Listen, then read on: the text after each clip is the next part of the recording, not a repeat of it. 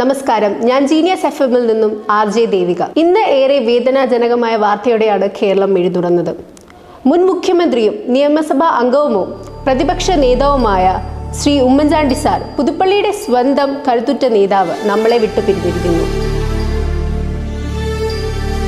അരനൂറ്റാണ്ടിലേറെ നിയമസഭാ അംഗമായിരുന്ന അദ്ദേഹത്തിന്റെ പേരിലാണ് ഏറ്റവും കൂടുതൽ കാലം നിയമസഭാ സാമാജികനായിരുന്നതിന്റെ റെക്കോർഡ്.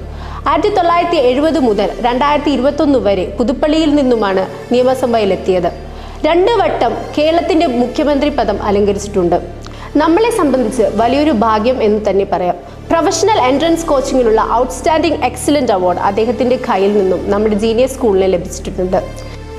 കേരള രാഷ്ട്രീയത്തിലെ വലിയൊരു അധ്യായമാണ് അവസാനിക്കുന്നത്.